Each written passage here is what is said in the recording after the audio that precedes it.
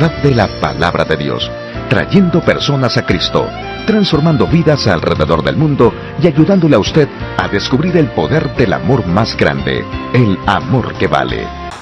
Hermanos, muy buenos días. ¿Pueden tomar asiento, por favor?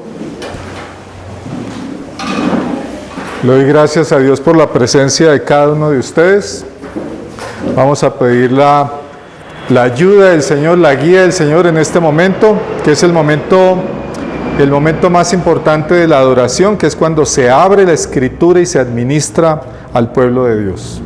Entonces, oremos. Padre Celestial, te damos gracias, Señor, por este momento que tú nos permites tener de estar no solamente en tu presencia, sino escuchar tu misma voz, Señor, tal como tú la has colocado en tu palabra. Te pedimos para que tú, con tu Espíritu, seas no solamente hablando a través mío, sino preparando cada corazón, que cada corazón sea tierra buena, tierra abonada, para que reciba, Señor, la palabra, para que produzca fruto. En el nombre de Jesús, amén. ¿Funciona mejor? Bueno, mis hermanos, le doy gracias al pastor Miguel por la oportunidad que me da de pararme el día domingo para exponer la palabra. Bienvenidos todos los que están en esta mañana. Dios los bendiga. El título de la predicación es un título que se me ocurrió. Después se van a dar cuenta por qué es ese título. El título de la predicación es La iglesia sin la cruz. La iglesia sin la cruz. Y vamos a buscar nuestro texto que se encuentra en Marcos capítulo 10. Marcos capítulo 10. Vamos a hacer lectura de Marcos capítulo 10 a partir del versículo 17.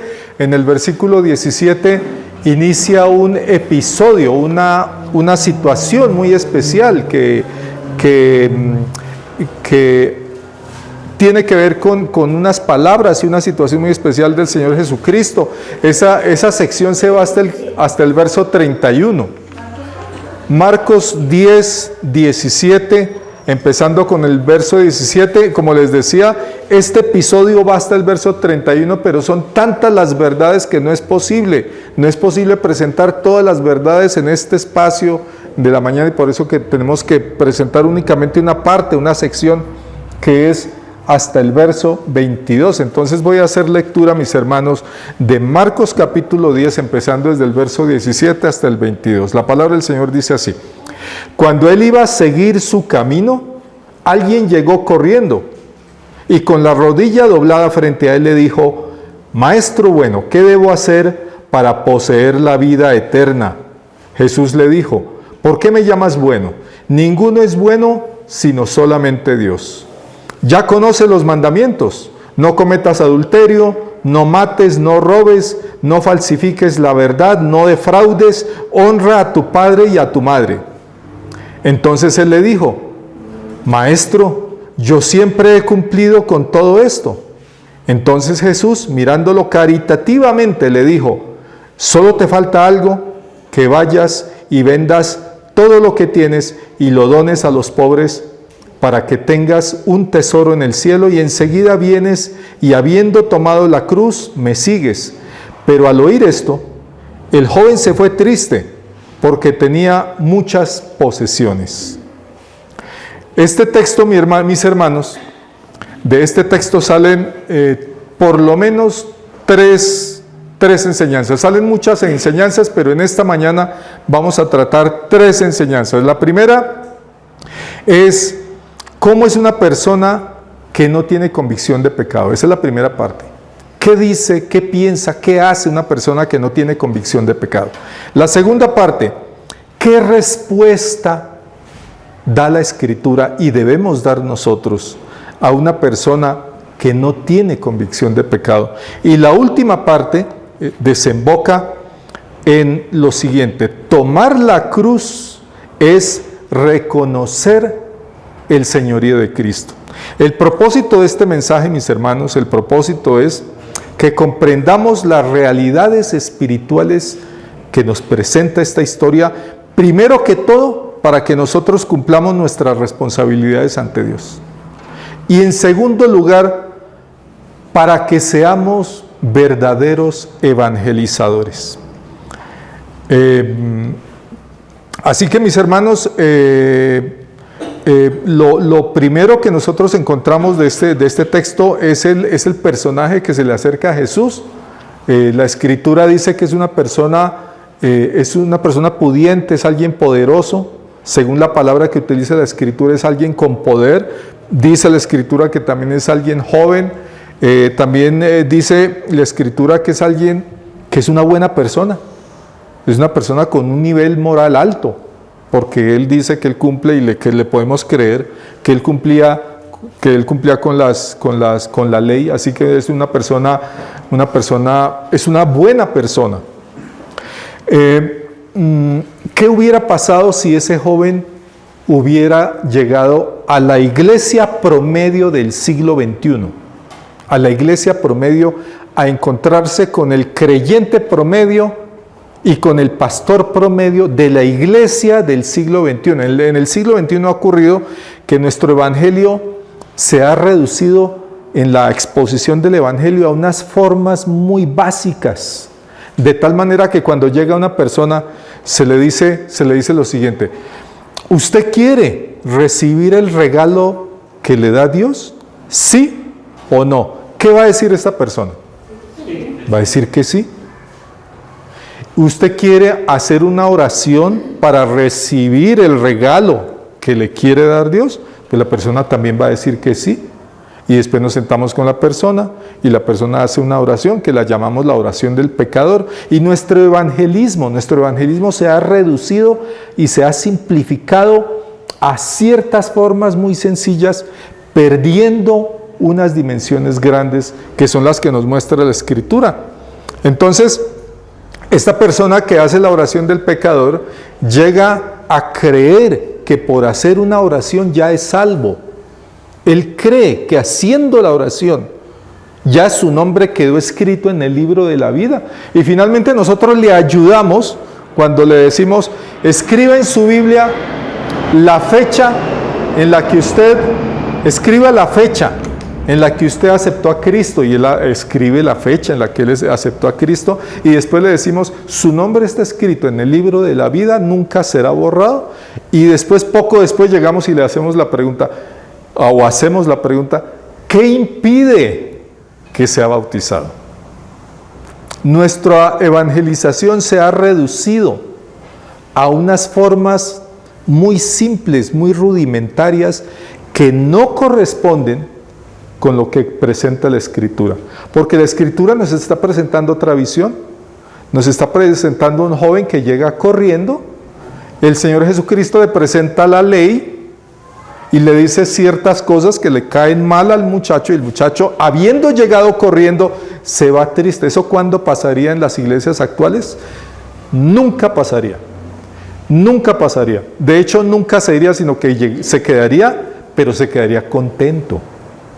Entonces, ¿qué es lo que ocurre? O bien es que Cristo no sabía evangelizar, o más bien el problema es que nuestra evangelización se ha reducido y somos nosotros los que no hemos entendido qué abarca la evangelización.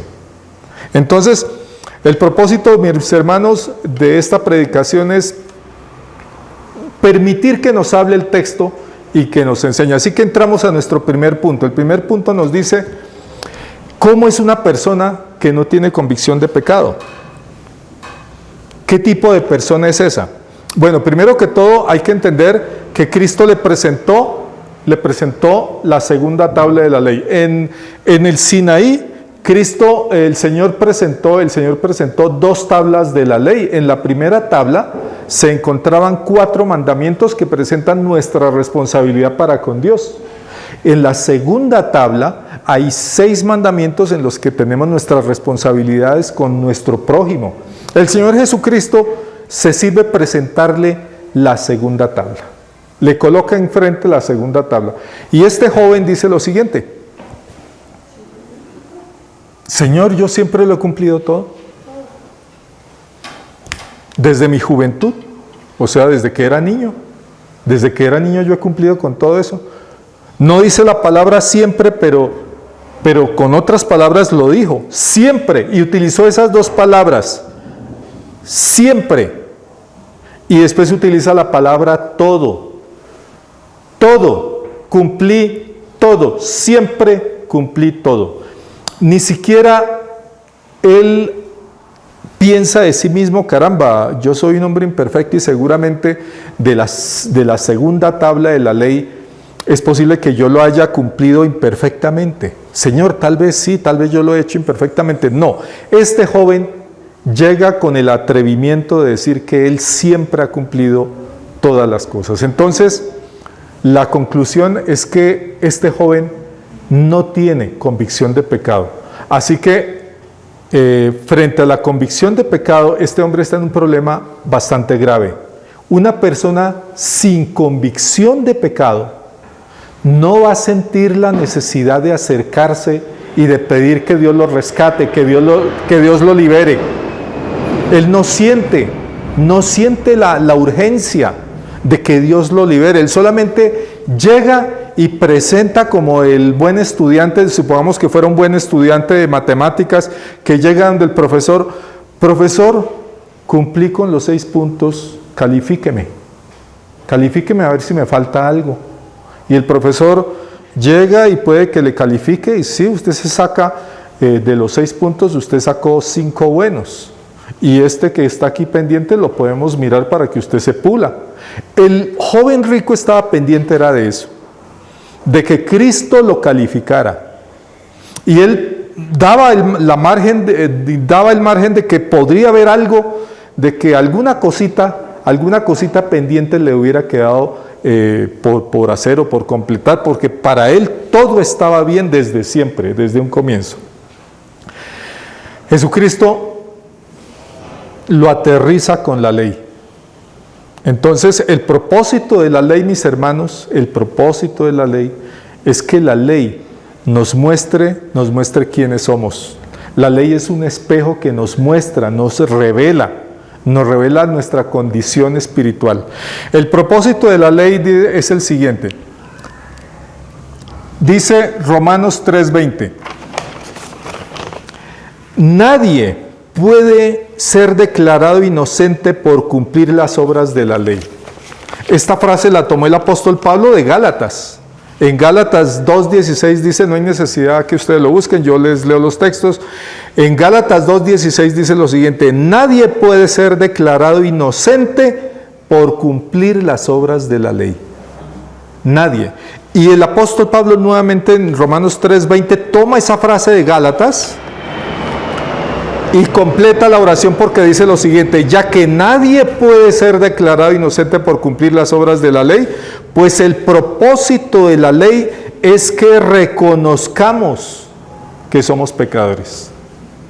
Así que, mis hermanos, si no hay reconocimiento de pecado ante Dios, sino que llegamos ante Dios, si nos encontramos frente a frente con Dios, pero es para decirle que es que nosotros somos cumplidores de todo, estamos diciendo que no tenemos convicción de pecado. Cuando la ley, precisamente la ley, era para eso, para que nos doblegáramos, para que quedáramos arrodillados delante de Dios, para que tembláramos ante Dios. Pero este joven no tiembla, él no tiene temor ni temblor, él no se asusta con la ley, no lo asustó la ley. La ley el propósito de la ley es acorralarnos, hundirnos, acusarnos, señalarnos, desvelarnos ante Dios, que quedemos desnudos ante Dios, para que Dios en su misericordia ante una persona que está convicta de pecado le pueda decir: te declaro inocente, porque quiero declararte inocente. Pero si la persona no tiene convicción de pecado, esa persona está imponiendo su ley y está diciendo: aquí el que manda soy yo. Yo soy el que por mis obras, por mis méritos, yo me merezco que me abran las puertas del reino. No faltaba sino que el joven rico le dijera a Jesús: Señor, yo cumplí, te toca a ti cumplir, ¿me abres por favor las puertas del reino? ¿Se puede ya? No faltaba sino que el joven rico llegara con ese ímpetu con el que llegó, que llegara a pedirle a Dios que le solucionara la situación. Pasamos a nuestra segunda parte, mis hermanos, que es la respuesta de la Escritura y por lo tanto nuestra respuesta a todas las personas y a nosotros mismos en relación a la convicción de pecado. Cuando Cristo se encuentra con este joven diciéndole que él siempre ha cumplido todo, el Señor Jesucristo le dijo lo siguiente: solo te falta algo. Y empieza a enumerar 4 cosas. Él estaba acompañado de los apóstoles. Y cuando él dice, solo te falta algo, yo sé que los apóstoles cerraron los ojos. Ustedes han estado en una montaña rusa cuando ustedes están listos para empezar a descargarse el carro, a sentir ese vacío, ese vértigo. Eso pudieron fácilmente haber sentido los apóstoles cuando Cristo dijo, solo te falta una cosa, y empieza a descargar todo lo que empieza a decirle, porque los apóstoles sabían cómo hablaba Cristo. No fue fácil para ellos haber sido apóstoles, ellos sufrieron mucho. Cristo mismo se puede decir que los trató fuerte, y cada vez que Cristo hablaba, incluyendo estas palabras, aunque las palabras eran para el joven rico, los apóstoles sabían que esas palabras también les iban a llegar a ellos.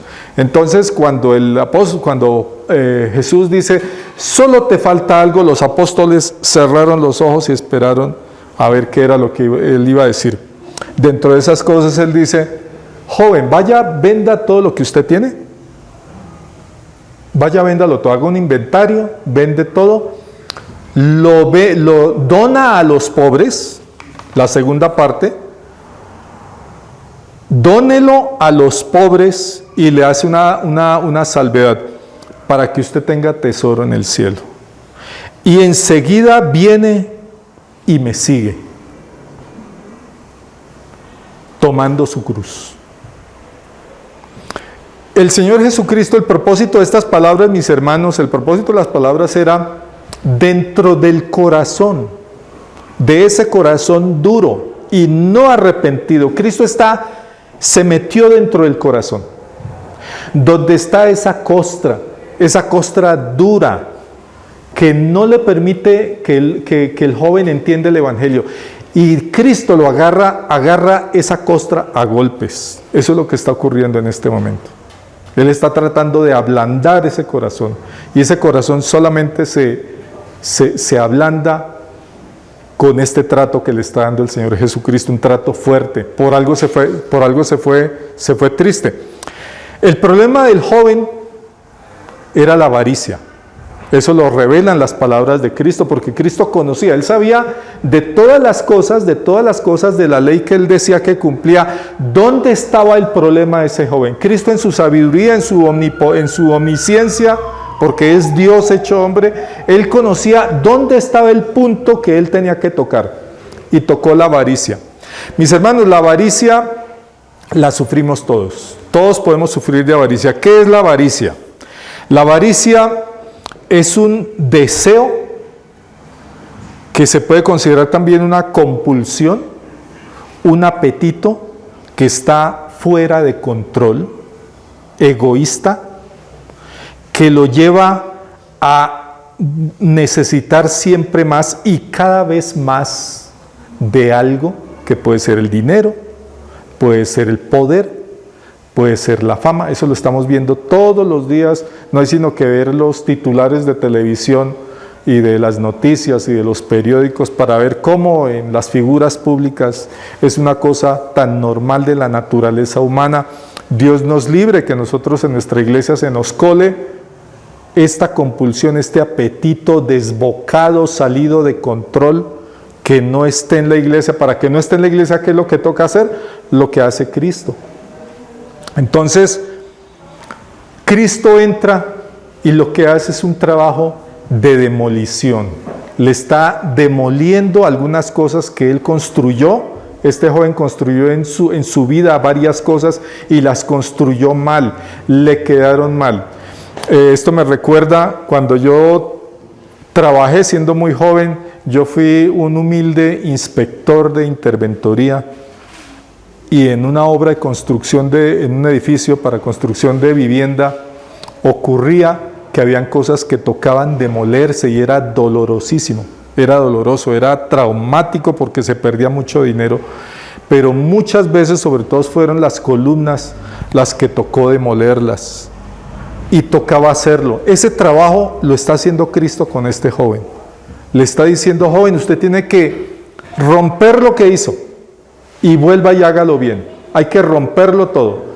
En las columnas, mis hermanos, les voy a explicar para que ustedes sepan, hay que meter el concreto en la parte superior y el concreto tiene que viajar por toda la formaleta hasta la base, y en la base no pueden quedar vacíos. Si quedan vacíos es muy grave, si quedan vacíos. Les voy a explicar, mis hermanos. Si ustedes tienen una superficie como una plancha y ustedes tienen la columna, cuando haya un movimiento de un sismo, adivinen cuál es el punto donde se rompe. El punto donde se rompe, esa base, ahí donde está el nudo. No se puede dejar un vacío en la base de la columna, es muy delicado. Yo creo que Dios nos ha protegido aquí en Bogotá de que venga un sismo. El día que venga un sismo, se va a revelar todo lo que ocurrieron en las obras, toda la naturaleza humana malvada se va a revelar. Hasta ahora nos ha protegido, pero puede algún día decir: Dios, les voy a mostrar todo lo que hizo la naturaleza humana, todo lo que son ustedes, ahí se los voy a mostrar. Y el día que ocurra eso, ¿sabe qué va a pasar? Le echamos la culpa a Dios, porque esa es la naturaleza humana. Entonces tocaba demoler las columnas. Yo era muy joven, pero ya me conocían de que yo era bravo, y entonces les tocaba poner atención y hacer caso.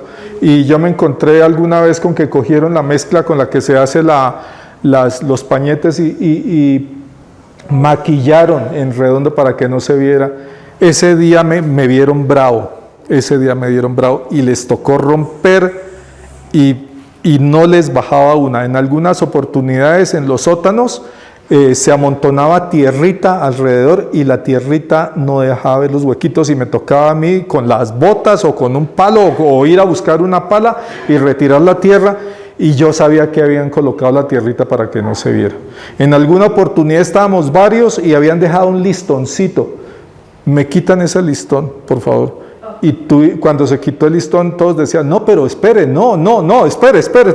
Y recuerdo un señor, el contratista, que salió corriendo, salió del sitio y nos dejó hablando solos.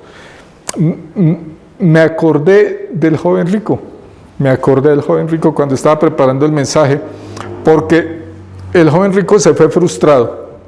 El Señor le dijo qué era lo que tocaba hacer, y él sencillamente se fue triste, frustrado, hasta molesto, porque le dijeron todo lo que tenía que hacer.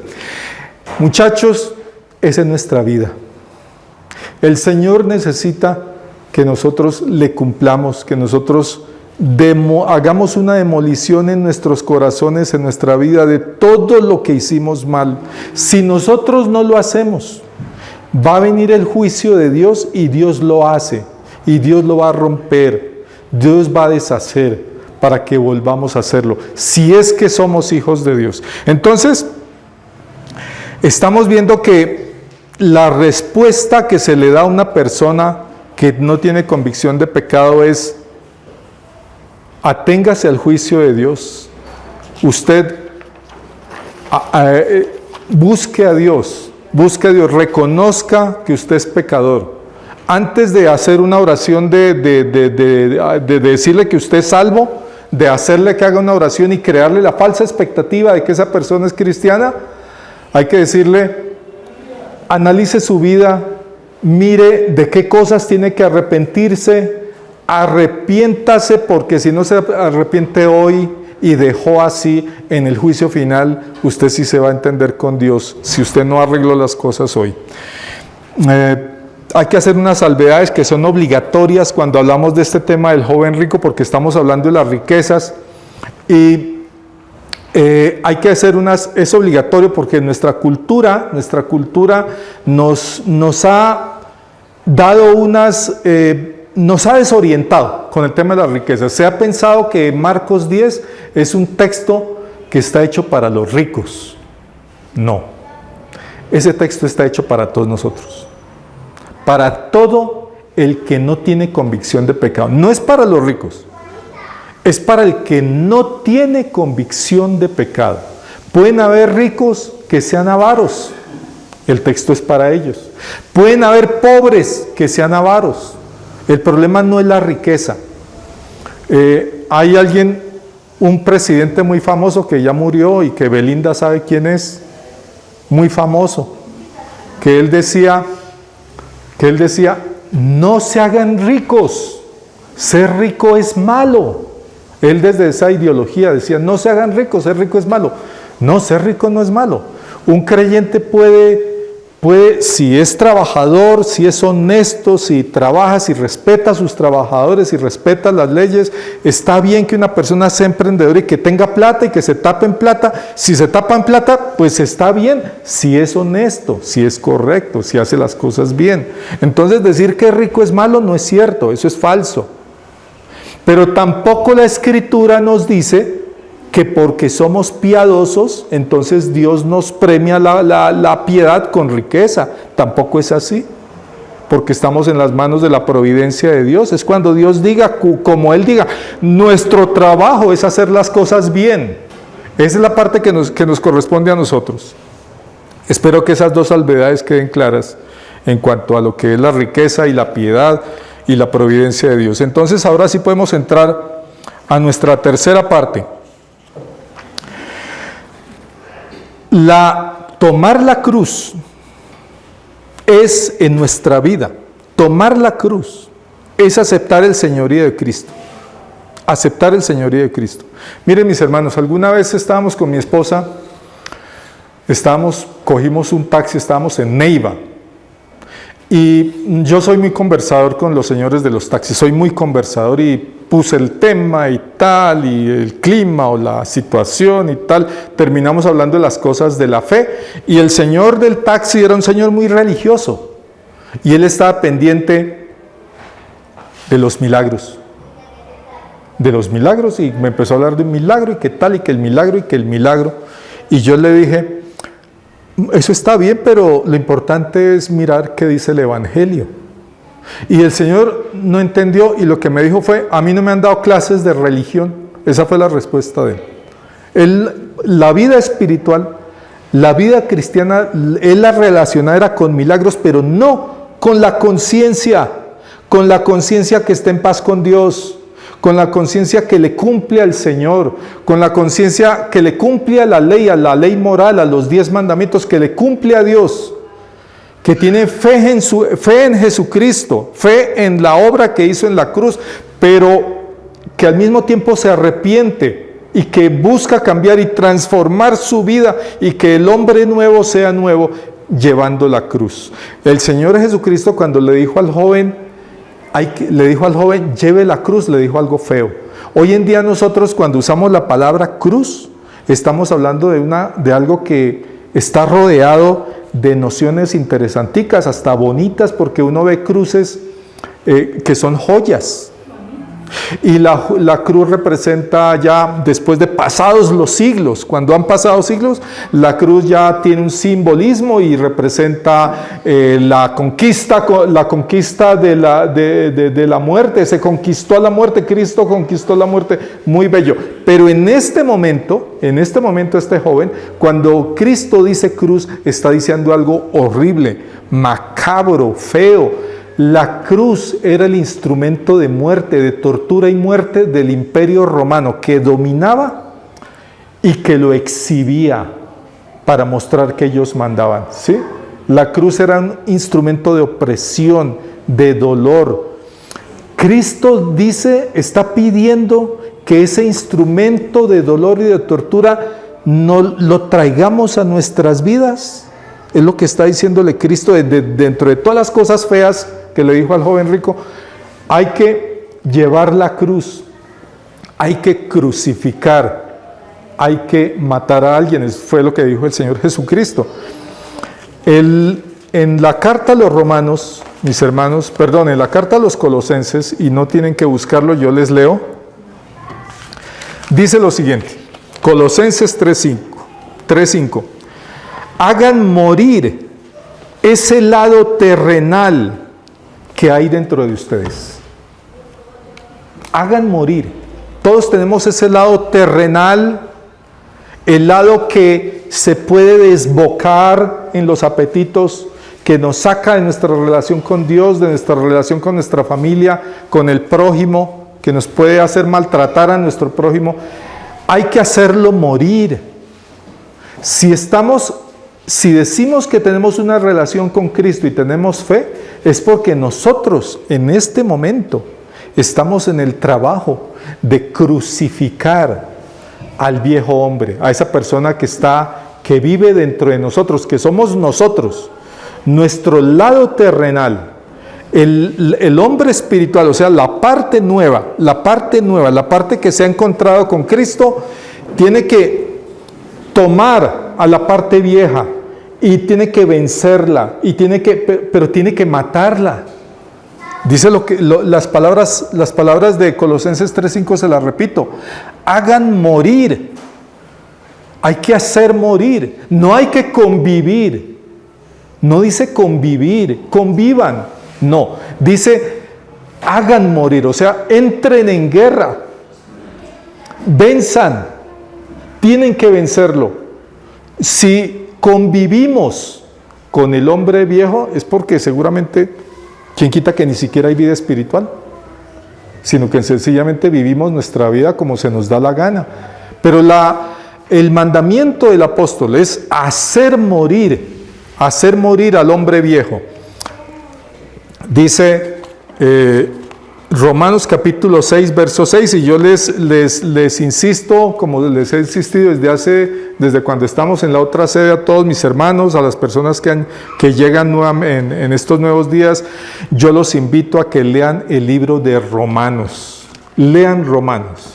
Y cuando terminen de leerlo, vuelvan y léanlo, y después de terminar de leerlo, vuelvan y léanlo. Romanos 6:6 dice lo siguiente: sabiendo que nuestro viejo hombre también fue crucificado con él, para que la naturaleza pecaminosa sea destruida, para que no sigamos siendo servidores del pecado. El cristiano o la persona que se llama cristiana no puede ser servidor del pecado. Si alguien es servidor del pecado, entonces cuestione su fe, examine su fe y reconozca y dígale a Dios: Señor, yo soy un servidor del pecado, yo necesito arrepentirme, dame la vida porque yo no soy hijo tuyo. Esa es unas palabras, esas palabras son valientes y esas palabras hay que decirlas y no creernos y no dejar que nuestra misma carne nos engañe de que somos cristianos, porque nuestra misma carne engañosa nos puede engañar, nos puede hacer creer de que somos creyentes. Romanos 6:12, unos versículos más adelante, del 12 al 14, dice lo siguiente: así que no permitan que el pecado domine en sus vidas, de modo que queden sometidos a sus pasiones. No entreguen sus cuerpos al pecado para que sean instrumentos del mal.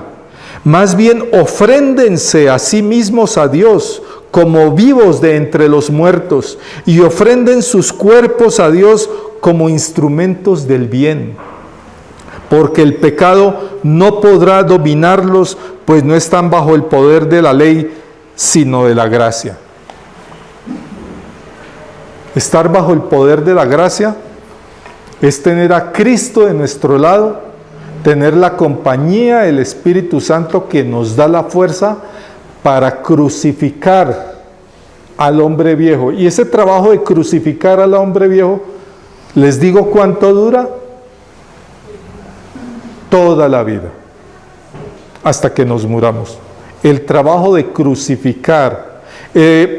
De hecho, la crucifixión que sufrían las víctimas de Roma, bueno, ya habían malandros y gente mala que también las crucificaban, pero una crucifixión podía durar días,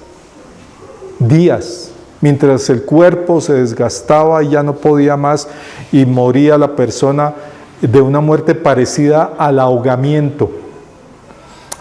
Eso es lo que debemos hacerle nosotros al viejo hombre. Cuando Cristo se posesiona de nuestra vida. Ahora, así como ellos vivían en esos tiempos en el que había un emperador que era el que dominaba, en mi vida hay un emperador que es el que domina. ¿Quién es? Si no es Cristo el que está dominando, el emperador seré yo, será mi carne. Entonces no hay camino intermedio.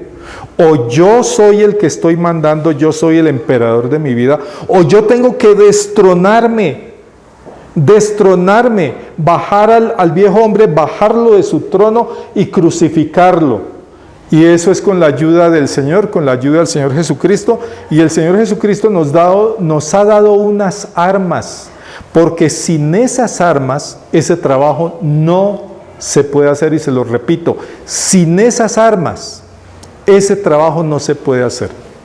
Ustedes quizá han visto, bueno, yo he visto, ustedes han visto alguna vez en un zoológico un león, un león que es del tamaño de un becerro, y el rugido del león es lo más impresionante que puede. Lo llaman, yo creo que el rey de la selva por el rugido, que es un rugido que con el rugido, si uno fuera si uno hubiera vivido en esos tiempos que uno estuviera armado con arco, con flecha, el solo rugido, con el rugido uno bota las cosas, pero igual uno se muere. Así de desigual es nuestra lucha contra el hombre viejo. Es desigual, es como enfrentarnos a un león. Y un hombre no puede enfrentarse con un león a no ser que tenga las armas para enfrentarse con el león. Entonces debemos echar mano de esas armas que nos provee la Escritura, y los invito, mis hermanos, a que ustedes consideren esas armas. Dice Efesios, desde el verso 13 del capítulo 6, Efesios 6, 13 y 14, pero yo solamente voy a leer, presenta varias armas, yo solamente voy a presentar la última arma.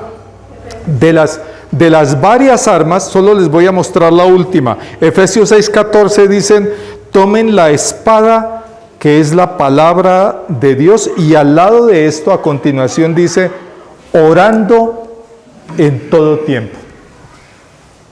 La espada de la palabra de Dios, pero orando en todo tiempo. Y es muy impresionante que las dos cosas estén juntas.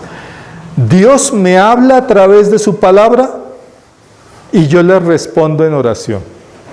Y después Dios me habla en su palabra y yo le contesto en oración. ¿Cómo se le llama eso? Se llama comunicación. Comunicación, estar recibiendo. Se llama comunión, se llama comunicación. ¿Y cuándo debe ocurrir esto? ¿Ustedes cuántas veces comen al día? 3 veces al día. Si ustedes comen 2 veces al día, ya empieza un déficit. Si ustedes comen una sola vez al día, está grave la cosa. Son 3 veces al día. Nosotros necesitamos estar en esa comunión con el Señor Jesucristo, en esa comunión continua con el Señor Jesucristo, con su palabra. Nosotros debemos acercarnos, empaparnos de su palabra, dejar que la palabra nos hable y nosotros contestarle en oración, siempre diciéndole, gracias Señor, Señor perdóname. Gracias Señor, Señor perdóname. Esa es nuestra comunicación y ese es el arma. Ese es el arma. Parece difícil, parece sencillo, pero es el arma con la cual nosotros en esa comunicación le hacemos frente al hombre viejo y lo crucificamos y lo mantenemos crucificado y que no se suelte de los clavos, porque es capaz de soltarse de los clavos y nos toca volver y clavarlo y mortificarlo y enterrarle una lanza si es posible para matarlo, porque nos pide la Escritura que lo matemos. Ese es el mandamiento. Si no lo hacemos, si estamos conviviendo con el mal, entonces se va a endurecer nuestro corazón. Les quería contar que cuando yo hacía ese trabajo de proteger la integridad de una edificación, verificando las columnas, alguna vez pasó que una columna no se demolió el día que tenía que demolerse, sino que se demolió después. Ustedes vieran el problema tan delicado, tan serio, de ir a romper una columna que se había endurecido. Mis hermanos, no se endurezcan, no permitan que pase el tiempo, no dejen que su corazón se endurezca. Cuando el Señor dice, hay que cambiar esto en la vida, háganlo, corran, corriendo. Cuando hay pecado en la vida, corriendo, la confesión, pedirle a Dios perdón, el cambio, la transformación, corriendo. No dejan que se endurezca la columna. Romperla es casi imposible, se vuelve un lío espantoso, doloroso, mortificante, difícil. Dios lo hará en su tiempo. Si nosotros no lo hacemos, Dios lo va a hacer. Y lo que pudimos haber resuelto, siendo obedientes, Dios nos lo va a resolver en algún momento y nos lo va a cobrar. Entonces, mis hermanos, este es un llamado a la obediencia y a que veamos que encontrando estas cosas, ya cuando llegue una persona corriendo aquí a la iglesia, no podemos tan fácilmente decirle, hermanito, venga, haga la oración y usted es salvo. Y escriba la fecha en la que aceptó a Cristo, porque su nombre ya está escrito en el libro de la vida, y ahora ¿qué impide que sea bautizado? Yo he visto hartos bautizados que llegaron bautizados de esa manera y después bautizados haciendo lo que se les daba la gana. No sea que nosotros mismos estemos ahí, no sea que nosotros mismos seamos parte de esa maquinaria que hemos creado para atraer personas, porque se vuelve una maquinaria para atraer personas y no una obediencia al Evangelio. Entonces, mis hermanos, para terminar, creo que ya es hora, ya es justo, ya es bueno terminar, me parece. Una palabra final muy cortica. Cuando el joven se fue triste, defraudado, intranquilo, frustrado, hay algo bueno. No todo es malo, hay algo bueno. Esa persona entendió. Ustedes se imaginan que hubiera llegado a una iglesia que está pendiente de los números, pendiente del dinero, pendiente de la prosperidad y que capta gente y recibe gente y les colocan todos los atractivos para que las personas se lleguen y estén bien cómodos? Y todos contentos y todos brincando y gritando, todos contentos. El Señor nos va a cobrar y les va a cobrar a esos pastores que se inventaron esas maquinarias para atrapar personas y tenerlas como en un club social y para darles expectativas falsas de prosperidad y de sanidad y salud, dinero y amor. Todas esas cosas las va a cobrar el Señor, porque la verdad era que nosotros teníamos que enfrentarnos con la ley de Dios para que la ley de Dios nos mostrara nuestro pecado. Y si no pasábamos por esa puerta, por la puerta de la ley de Dios, sencillamente puede ocurrir es que somos religiosos, porque el ser humano, el hombre natural, es tremendamente religioso. Entonces, que estas palabras sean para que pensemos que ese joven que se fue triste, probablemente se fue pensando. No, la Escritura nunca más habla sobre él, nunca dice qué ocurrió con él. No sabemos si él, al irse, se alejó definitivamente de Cristo para siempre, para toda su vida, no lo sabemos. O no sabemos si en ese camino, cuando él se iba triste, él iba en el encuentro consigo mismo, mirando su corazón. Es posible, no sabemos cuál de las dos fue. Entonces, ese encuentro con nosotros mismos lo necesitamos todos nosotros, porque todos somos pecadores. Todos necesitamos ese encuentro con nosotros mismos.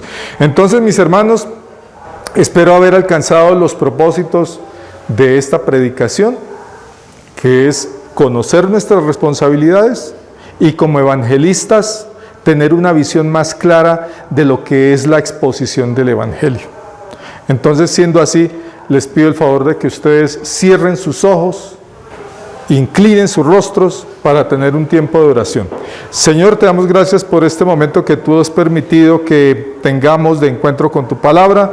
Te pedimos, Señor, que tú nos hables a cada uno de nosotros, que nos ayudes a hacer los cambios que necesitamos cada uno de nosotros en nuestro corazón, que nos guíes, nos muestres, que obres con tu Espíritu Santo, que reconozcamos que debemos echar mano de la palabra de Dios, de la espada, para poder vencer al hombre antiguo, poder crucificarlo, porque sin ti nada podemos hacer.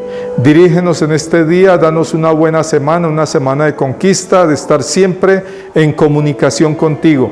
En el nombre de Jesús, amén.